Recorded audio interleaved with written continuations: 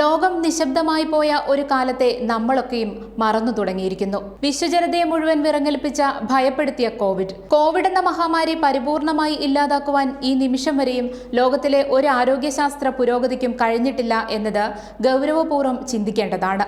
സ്വന്തമായി വിമാനമുള്ളവനും ഒരു സൈക്കിൾ പോലും ഇല്ലാത്തവനും നൂറുകണക്കിന് ബിരുദങ്ങൾ കരസ്ഥമാക്കിയവനും വിദ്യാലയത്തിന്റെ പടി പോലും കണ്ടിട്ടില്ലാത്തവനും വെളുത്തവനും കറുത്തവനും സ്ത്രീയും പുരുഷനും ഈശ്വരവിശ്വാസിയും യുക്തിവാദിയും കോവിഡിന് മുന്നിൽ ഒന്നായി മാറി. നിറവും രൂപവുമില്ലാത്ത കാഴ്ചയിൽ പോലും പെടാത്ത വൈറസുകൾ ഈ ലോകം അടക്കി വാണു.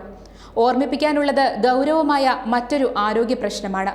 കോവിഡ് ബാധയ്ക്ക് ശേഷം മനുഷ്യ ശ്വാസകോശത്തിന്റെ പ്രവർത്തനങ്ങൾക്ക് ഏറ്റവും അധികം ക്ഷതമുണ്ടായിരിക്കുന്നത് ഇന്ത്യക്കാർക്കാണെന്ന ഒരു പഠന റിപ്പോർട്ട് പുറത്തു വന്നിരിക്കുന്നു. ഇന്ത്യയിൽ തീവ്ര കോവിഡ് ബാധിച്ചവരിൽ 50% കിതപ്പ് പോലുള്ള പ്രശ്നങ്ങൾ ഇപ്പോഴും നേരിടുന്നു.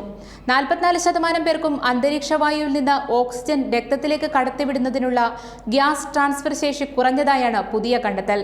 സ്ഥിരമായി വ്യായാമം ചെയ്യുകയും പ്രത്യേകിച്ച് യോഗയിലെ ശ്വസനക്രിയകൾ ചെയ്യുന്നത് ഈ പ്രശ്നം പരിഹരിക്കാൻ സഹായകമാകും എന്ന് ആരോഗ്യരംഗത്തെ വിദഗ്ധർ പറയുന്നു. എന്തുതന്നെയായാലും മനുഷ്യ ശരീരത്തിൽ കയറിക്കൂടിയ രോഗവൈറസുകൾ വലിയ കുഴപ്പങ്ങൾ ഉണ്ടാക്കിയ ശേഷം തന്നെയാണ് ഇല്ലാതായിരിക്കുന്നത്. ഇനിയും വൈറസ് ബാധയെ താങ്ങാനുള്ള ശേഷി മനുഷ്യ ശരീരത്തിന് ഇല്ല. ആരോഗ്യപരമായ ചുറ്റുപാടുകളിൽ വിഷാംശമില്ലാത്ത ആഹാരം കഴിച്ച് ശുദ്ധവായു ശ്വസിച്ച് വ്യായാമങ്ങൾ ചെയ്ത് സന്തോഷമായി ജീവിക്കാം. News desk channel 91.